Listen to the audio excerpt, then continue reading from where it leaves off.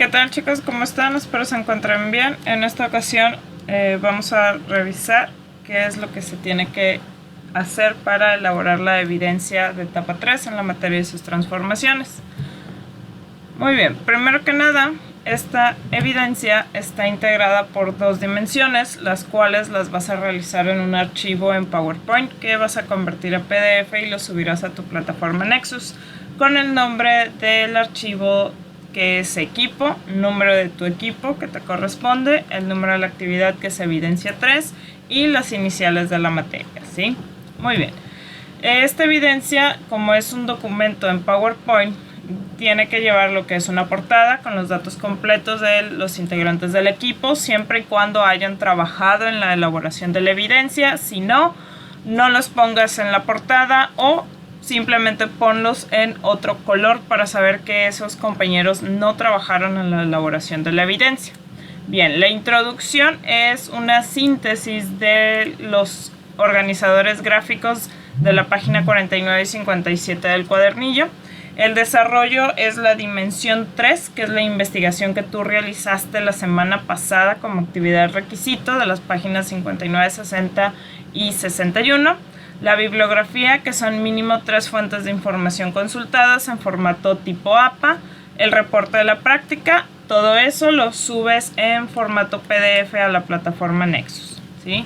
Bien, en cuestión de la introducción, yo hice aquí lo que es un resumen o reorganicé, por así decirlo, la información de la página 49 y 57 del cuadernillo, en donde tengo este organizador gráfico y tú debes explicar con tus propias palabras lo que es que la tabla periódica está formada por elementos que se clasifican de acuerdo a su clase, si son metales, no metales o metaloides, de acuerdo al tipo de elementos que son, si son representativos, transición o transición interna, o si son gases nobles, que también los elementos se pueden clasificar de acuerdo a sus propiedades como físicas, químicas, si son metales, si son metaloides.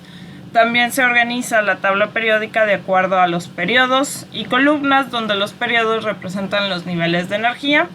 Sí que las columnas también pertenecen o me identifican a los grupos de elementos de la tabla periódica, y cada grupo tiene un subnivel de energía, que ahí estamos hablando de lo que corresponde a los bloques S, P, D y F, que hace referencia a la clasificación del tipo de elementos que son esos bloques. Si es lo que tú vas a realizar, puedes realizar un organizador gráfico donde hagas el resumen de los dos o tomas la fotografía de los dos y explicas con tus palabras esos dos organizadores gráficos, ¿sí?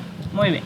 En cuestión del desarrollo, la semana pasada se te pidió que tú realizaras una investigación de cómo están distribuidos los elementos químicos en el universo, en la corteza terrestre y en el cuerpo humano, en donde tú mencionas 5 elementos, nombre y símbolo, que se encuentran en el universo, la corteza terrestre y en el cuerpo humano, ¿sí? Muy bien. A esa investigación tú le vas a agregar que describas los principales elementos en el cuerpo humano, qué tipo de función tienen: plástica, reparadora, reguladora y energética, ¿sí? Vas a mencionar 3 elementos presentes en el cuerpo humano en cada una de las funciones y qué alimentos los encontramos. Por ejemplo, si hablamos de la función reguladora, estamos hablando del hierro, ¿sí? Que el hierro ayuda a la producción de la hemoglobina, es una función reguladora y lo podemos encontrar en alimentos como lo es las espinacas, las acelgas y algún otro alimento que por ahí tú investigues, ¿sí? De ahí vas a investigar 3 elementos presentes en cada una de las funciones que se te mencionan en la parte de arriba donde tú las describes, ¿sí? Bien. Las reflexiones sobre la importancia de la presencia de los elementos en el cuerpo humano y en el entorno inmediato. ¿Qué significa? ¿Qué tan importante es para nuestra salud que estén presentes ciertos elementos? Si tú realizaste tu investigación de la semana pasada, te diste cuenta que hay elementos que en ausencia o en exceso producen ciertas enfermedades. He ahí la importancia del por qué tiene que haber cierta cantidad de elementos en nuestro cuerpo humano. Y en el entorno inmediato significa que esos elementos los podemos consumir a través de ciertos alimentos o los podemos absorber a través de cierta exposición a algunas actividades que nosotros realizamos, ¿sí? Eso es lo que tú vas a reflexionar con tus palabras. Acuérdate que es en equipo, es una sola reflexión integrada por las ideas de todos los integrantes de tu equipo. La bibliografía son mínimo 3 fuentes de información consultadas en formato APA, ¿sí? Bien, eso es en cuestión de el desarrollo de tu trabajo. Después viene lo que es el reporte de la práctica, metales y no metales, lo que es la introducción que viene en tu guía de aprendizaje o en tu cuadernillo, ¿sí? Donde te menciona que los elementos de acuerdo con sus propiedades se clasifican en metales, no metales y semimetales o metaloides. Algunas de las propiedades físicas que marcan la diferencia entre ellos son el estado físico, la densidad, el punto de fusión, punto de ebullición y conductividad eléctrica que tienen, ¿sí? En cuanto a las propiedades químicas, difieren su capacidad para reaccionar con determinadas sustancias, por ejemplo con el ácido clorhídrico. Para integrar los aprendizajes alcanzados en esta etapa, realizas en equipo la práctica que es metales y no metales. Tiene como objetivo esta práctica que tú determines si se pueden clasificar diversas sustancias en metales y no metales, comprobando experimentalmente algunas de sus propiedades físicas. ¿Por qué te pongo el objetivo? Porque ese objetivo lo podemos retomar en la conclusión o reflexión de la práctica, ¿sí? Muy bien, por ahí se les compartió un link donde ustedes van a observar ese video donde realizan la práctica de laboratorio para contestar la siguiente tabla de resultados, ¿sí? Bien, primeramente tenemos que visualizar qué elementos o qué sustancias son las que tenemos e identificar qué tipo de elementos son, si son metales, no metales. ¿En base a qué? Nos podemos guiar con la tabla periódica. Por ejemplo, el aluminio es metal, el magnesio es metal, el fósforo es no metal, el zinc es metal, el azufre es no metal, el hierro es metal, el yodo es no metal y el cobre es metal, ¿sí? Muy bien. Eso es en base a la tabla periódica, de acuerdo a cómo están acomodados esas sustancias. Bien. Después vamos a identificar en base a si son metales o no metales, una vez que ya hayas revisado la clase grabada donde se te habla de las propiedades físicas que presentan los metales y los no metales, podemos identificar fácilmente que los metales presentan brillo y los no metales son opacos. Entonces, el aluminio es brilloso, al igual que el magnesio, porque son metales, el fósforo es opaco, el zinc es brilloso por ser metal, el azufre es opaco, el hierro es brilloso, el yodo es opaco y el cobre es brilloso. ¿Sí? Eso lo sacamos en base a su clasificación de metal y no metal, que es de acuerdo a sus propiedades físicas. En cuestión de la coloración, ahí en el video nos muestran las sustancias y podemos sacar qué color presentan esas sustancias. Por ejemplo, el aluminio, todos conocemos el papel aluminio, es el mismo color que tiene de manera sólida, que se le llama o natural, que es plateado. El magnesio tiene una coloración blanco plateado, ¿sí? De manera sólida. El fósforo tiene una coloración rojiza o un rojo café, más o menos. El zinc le llaman o mencionan que tiene una coloración blanco azulado, ¿sí? Es una coloración que es la que dan como característica del zinc. Aunque nosotros lo observemos como un gris plateado, le llaman que es un blanco azulado platinado, ¿sí? El azufre tiene una coloración amarilla. El hierro es plateado, es un plateado oscuro, un gris plateado.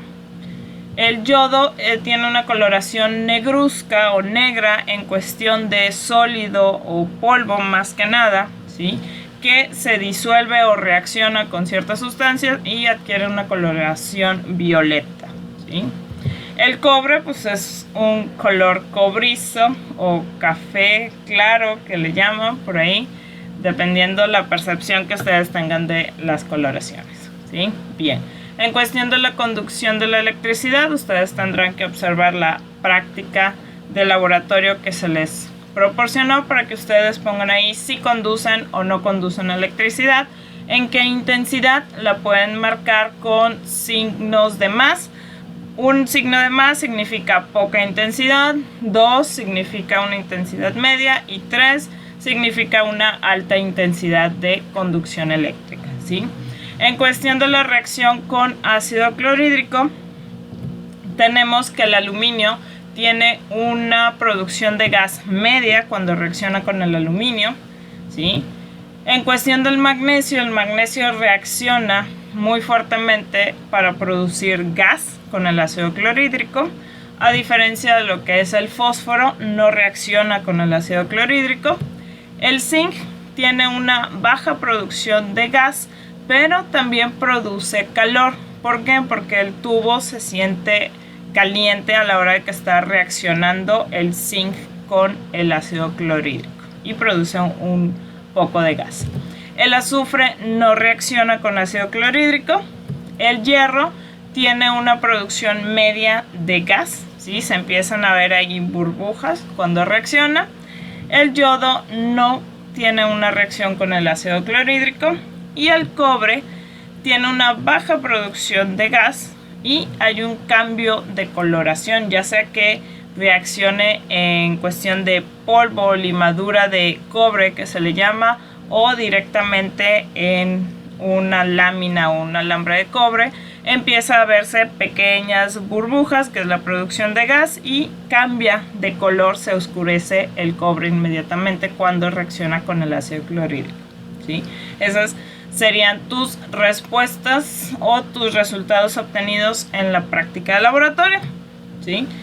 Donde los puedes visualizar en los links que se te están compartiendo. Tú los anotas ahí en el buscador de internet para que visualices esos experimentos. En cuestión de la conclusión acerca de la comprobación experimental de las propiedades físicas y químicas de elementos que tú analizaste, ¿qué puedes decir acerca de que si tú sabes si son metales, tú sabes que los metales presentan brillo y reaccionan con los ácidos y conducen electricidad? Entonces comprobamos que los metales presentan las propiedades físicas de conducción eléctrica en cuestión de brillo, en cuestión de reacción con ácido, ¿sí?